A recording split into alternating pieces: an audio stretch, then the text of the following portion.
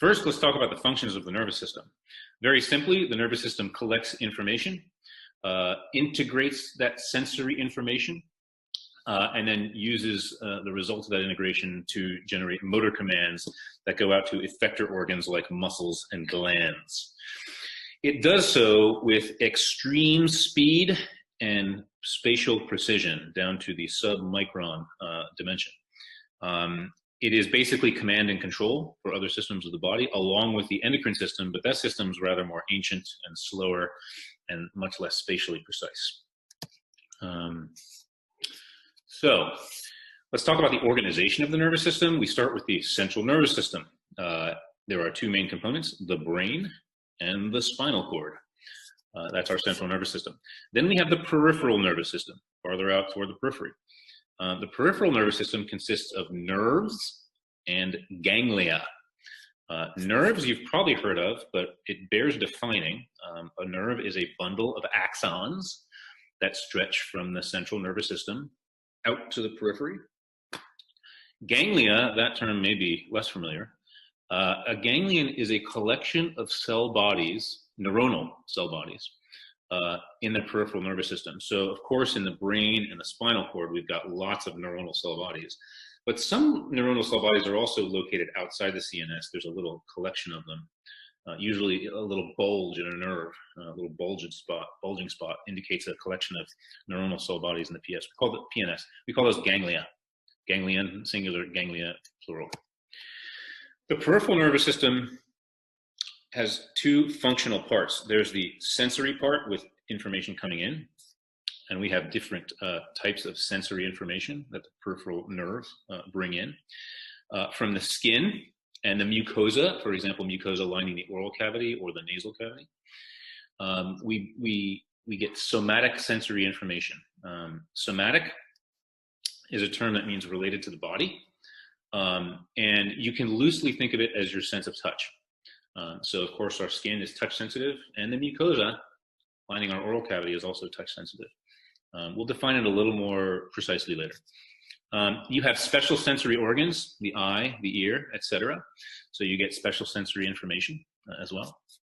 And there's also visceral sensory information brought in by peripheral nerves. Viscera is a term that just means internal organs. So your heart, your lungs, your GI tract, those are viscera. And they are innervated, and there is sensory information coming in from those. Big difference here, I'll say right away, a big distinction between somatic sensory information and visceral sensory information. Once it gets in here and gets processed, we tend to be conscious and have a perception of the somatic sensation. Visceral stuff is all under the radar. We tend not to be conscious of that.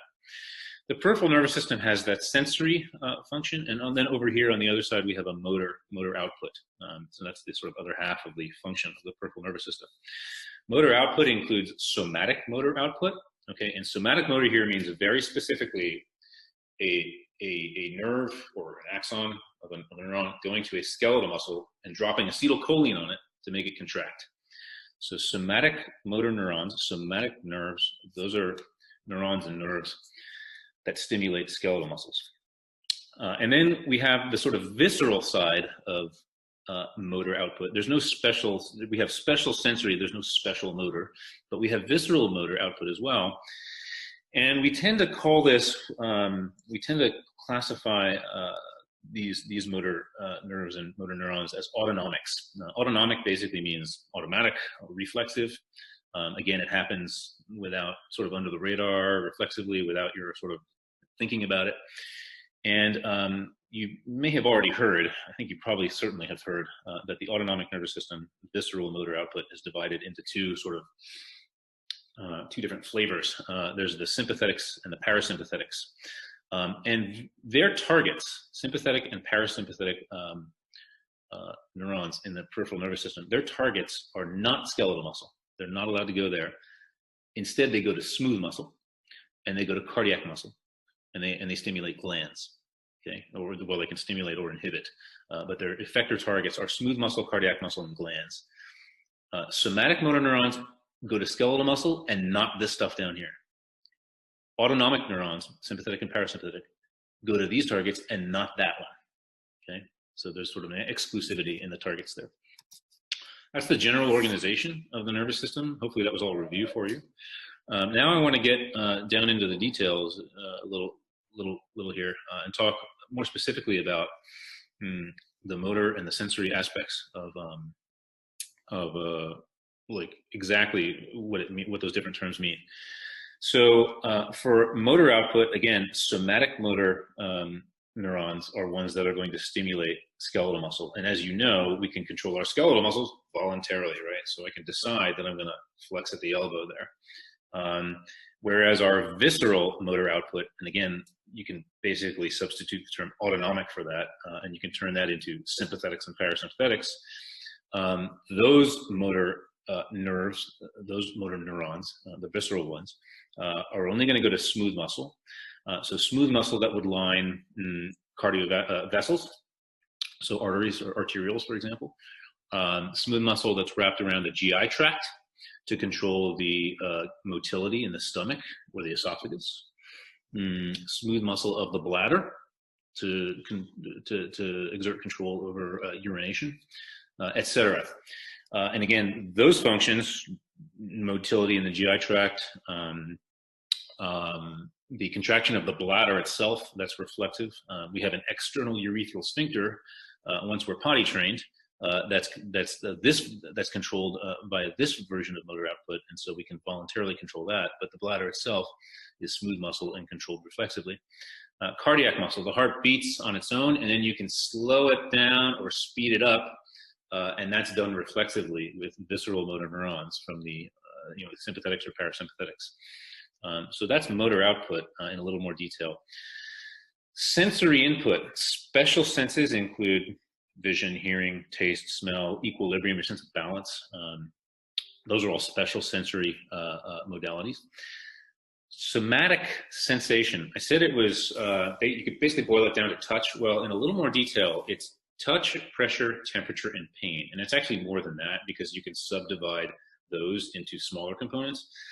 And that doesn't include proprioception, but you can do pretty well if you abbreviate somatosensation, or if you describe somatosensation with this pithy set of 4 terms: touch, pressure, temperature, pain, right?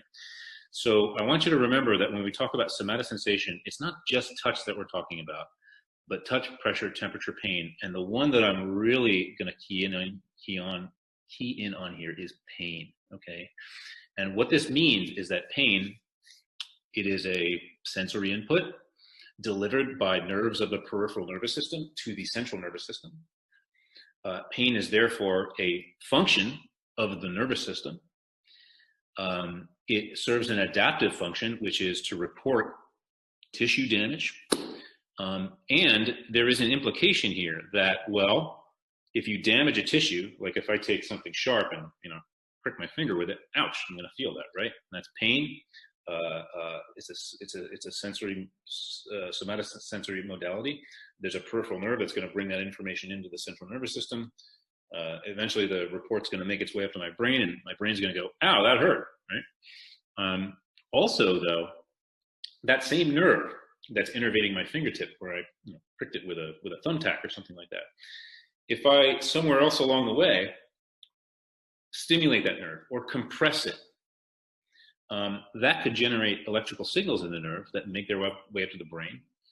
Or if I go into the brain itself and I stimulate with an electrode, or there's a tumor that presses on that part of the brain and causes some abnormal electrical activity, then I could get a perception of pain even though nothing actually happened out here. Okay? So pain is a function of the nervous system, and your perception of pain is a function of activity in cerebral cortex of the brain, actually.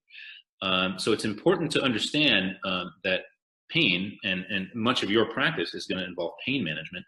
Pain is a function of the nervous system. Okay? There's one other point that brings to mind, which is that I want you to understand that a nerve, and we're going to define a nerve in more detail in a second, but a nerve is a physical structure, and it has to stretch so a sensory nerve, for example, if you detect a painful stimulus out at your fingertip, that means that nerve has nerve endings out at your fingertip. And that nerve has an axon that conducts the signal all the way in this case, to the spinal cord, right?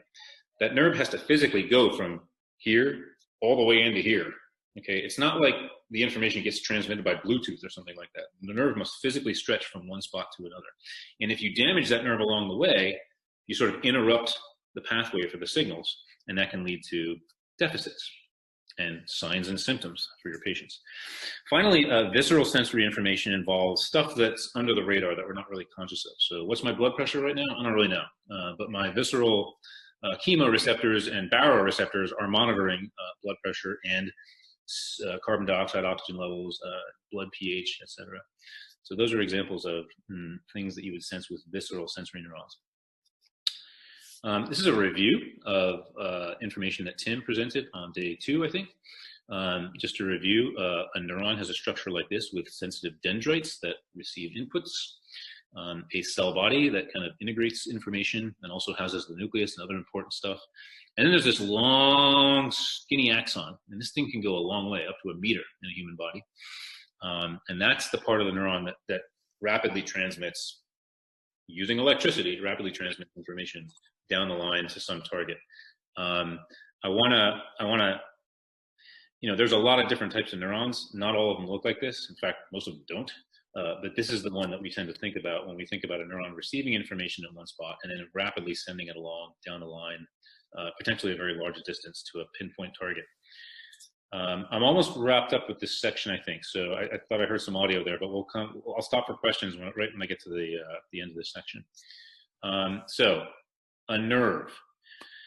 A nerve is a bundle of axons, okay, and that's why we went back and reviewed what an axon was. A nerve is a bundle of axons. It could be 10, could be a million, could be a lot, that stretches from the central nervous system, brain or spinal cord, stretches from the central nervous system out to the periphery, and that nerve can convey afferent sensory signals, so it can be bringing sensory information in, or efferent outgoing motor signals, so the nerve can be conducting motor commands out, or it could do both.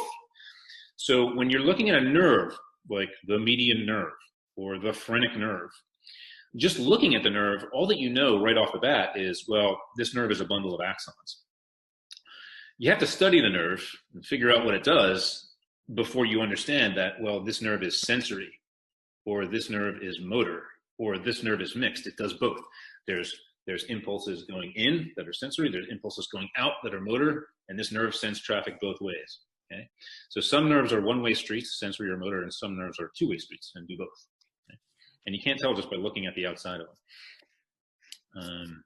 Okay, so I'm gonna distinguish between two categories of nerve here. So from the brain, here are nerves that extend out, extend their axon out toward the periphery. And these nerves can have different components, different functional components, including special sensory, somatosensory, visceral sensory. They can have different motor components, including somatic motor to skeletal muscle or visceral motor to smooth muscle, cardiac muscle, glands. This type of nerve that has its origin, its cell body in the brainstem, we call those cranial nerves. There are 12 pairs of cranial nerves. You've got 12 on the right, 12 on the left, and we give them a special category, cranial nerves. Then there's these nerves down here that originate from the spinal cord. They have sensory modalities, no special senses. So all the special sensory information comes in via cranial nerves.